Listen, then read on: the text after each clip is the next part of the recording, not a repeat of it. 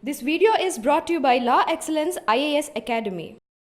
Dear students, good morning. Let us start the discussion on today's newspaper, that is 10th May 2019. The first article, A Vote for the Sake of Parliament. So this article majorly talks about three things. One is parliamentary system, how it is better than the presidential system. And the second thing, opposition and its importance. The third one is parliamentary system and quality of representation. On these three issues it stresses upon. When we talk about the parliamentary system and presidential system, in a parliamentary system, accountability is very high. Though the decision making may be delayed, it brings in greater consultation, debate, discussion, and ensuring the quality of the decision. In a large, complex societies, diverse societies such as India, to accommodate different viewpoints, what we need is a parliamentary system. And along with that, presidential system can be prone for dictatorial tendencies and power can be well regulated in the parliamentary system. In nutshell, it prevents the hijacking of power. So that's the reason why our constitutional forefathers preferred parliamentary system over the presidential system. But today, parliamentary system is more and more transforming into prime ministerial system. The earlier years prime ministers, they gave due importance for the parliamentary debates and discussions. But today, Prime Minister Modi did not give much time to the parliament, explaining his policies, taking the debate, etc. In the United Kingdom, if you go, there are specific questions in the question hour which are called prime ministerial questions, on which Prime Minister himself is expected to answer the parliamentarians.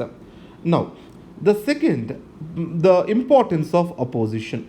In a parliamentary system, opposition is as critical as the government. In UK shadow cabinet, opposition functions in the form of shadow cabinet. So if opposition is made zero, automatically it leads to one party system in the country. In one party system, slowly merges itself into or makes itself into military rule. So across the world, if you observe, the military rule ultimately has come into existence from the one party system, and the state is going to be failed under the military rule. So the failed state, it becomes the victim of human rights allegations, and also sovereignty comes or sovereignty fails, and people will lose trust on those particular governments. So this leads to loss of democracy and loss of freedoms to the people and loss of sovereignty. So that's why opposition plays an important role in ensuring the protection and functioning of the democracy. And the third aspect is quality of representation. Now, we have parties.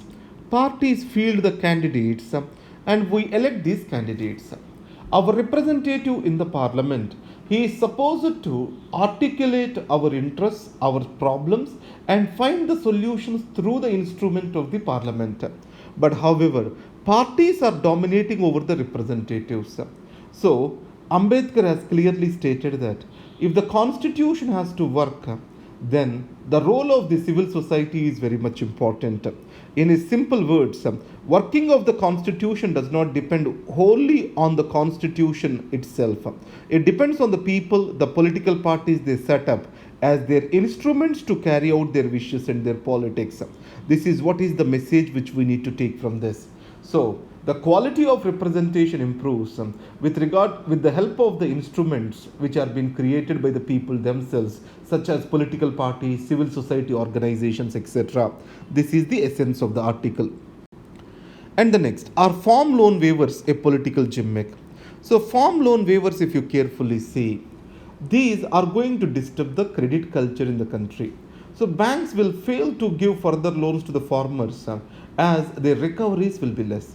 Farmer who gets the loan waiver once, he will be looking forward for the loan waiver again from a new government, and he will stop paying his loans. And the second, only around 30 to 40% of the people have access to the farm loan. It means formal institutions of credit. And more than 60% of the people in this country, they get their loans at the higher interest from the money lenders. The people who get benefited are the people who have access to the formal credit structures like banks. On the other hand, majority of the small and marginal farmers who get their loans from the money lenders, they do not have any benefit from the farm loan waivers. So in such a way, it helps only established farmers rather than the farmers in need who are small and marginal. So that is what the farm loan waivers. And coming to the agricultural distress, the authors over here say there are supply side bottlenecks and demand side bottlenecks. On the demand side, lack of proper market access and market reforms is the major challenge. On the supply side, we have to consolidate land holdings which are decreasing further and further. Today, a small farmer is holding less than 1 hectare of land. And second, infrastructure development such as logistics, warehousing, cold storage, all these things have to be ensured. Third aspect which is discussed in this article is the minimum support price. Remember one thing, minimum support price is not scientifically determined. It is more a political maneuvering. What is minimum support price? The amount the government says as minimum to be paid to the farmer. And the second, will the government procure all the crops where the minimum support price is declared? No. Only certain crops are being procured. So in this context, for the crops where the price is assured by the government, the farmer is more preferring them. So in these circumstances, distortion of the crop preferences is the major challenge. So the farm loan waivers are a political gimmick. So it's not a long-term solution. It is a short-term solution. Mostly it is seen as a political gain rather than a solution to solve the farm distress. Endless war. This is about ongoing war in Afghanistan. So Taliban are on one side and almost half of the Afghanistan is under the control of the Taliban. And there is democratically elected government on the other side, Ashraf Ghani government. Now Taliban have greater leverage as the government in Afghanistan is very weak. Now the other player over there is United States of America, which wants to move out of the Afghanistan as soon as possible. So that's why to negotiate with the Taliban, United States of America has appointed an interlocutor. His name is Jalme Khalil Azad. So Khalil Zad. So this person's major thing is to strike a deal with the Taliban so that US can freely move out of that particular region.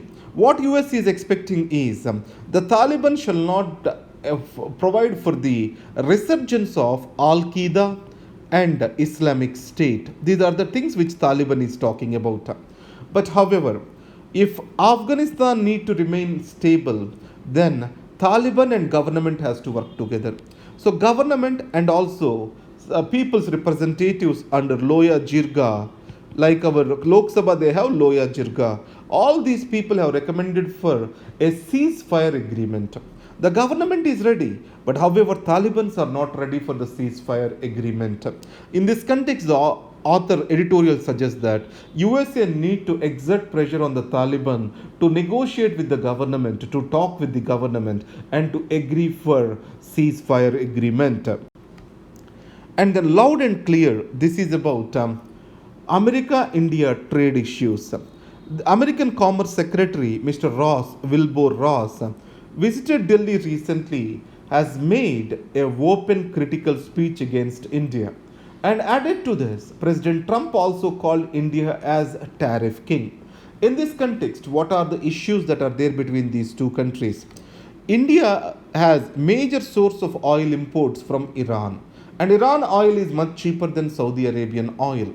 So Trump has made it clear that the exception given to India from US sanctions is being done away with.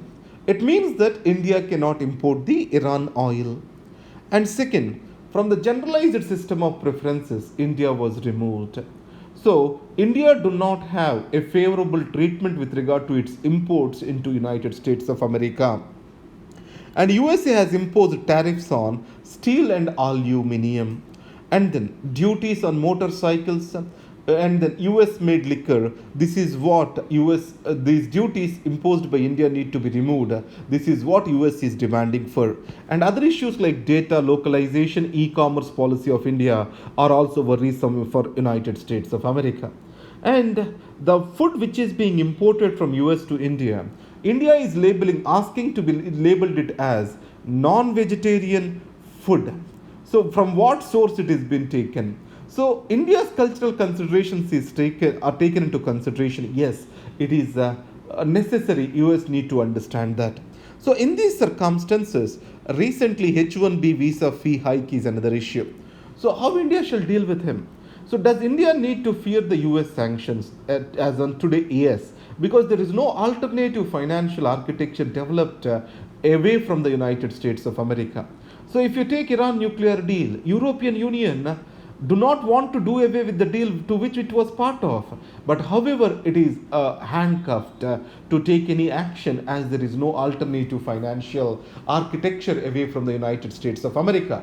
It means we have to use the banking channels created by US to do the international trade. So in the long term, what shall we do? Alternative financial structures have to be developed across the world, and the short term we shall try to resolve them. And the next article, by established law and procedure. So this article gives you a different opinion on the issue of sexual harassment by Chief Justice of India. So on alleged sexual harassment by Chief Justice of India, Justice Bode panel, it has clearly stated that this complaint has no substance. So in this context, it was criticized that the procedure was not fair, due process of law is not followed. Here the author argues the actual procedure was set on a report of the Committee on In-House Procedure.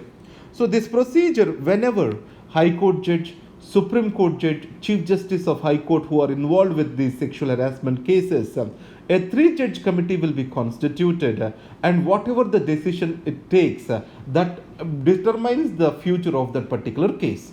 So the same as applied to the Chief Justice of India, because CJI is also a Supreme Court judge. Whatever the procedure prescribed for them is applied for the CJI. A 3-judge bench is constituted, and it is more a fact-finding committee rather than a judicial inquiry committee. So this fact-finding committee has observed that the allegations on Chief Justice of India are frivolous. And the second, why not the report of this 3 judges committee is not revealed outside? The reason is there in Indira Jaising versus Supreme Court of India. So here it is stated the report on the harassment of a judge is meant to understand the judiciary about it. It is for the consumption of the Chief Justice of India. Let's take a complaint has come on the Supreme Court judge. The Chief Justice is supposed to do this procedure and take the report for himself to take any action.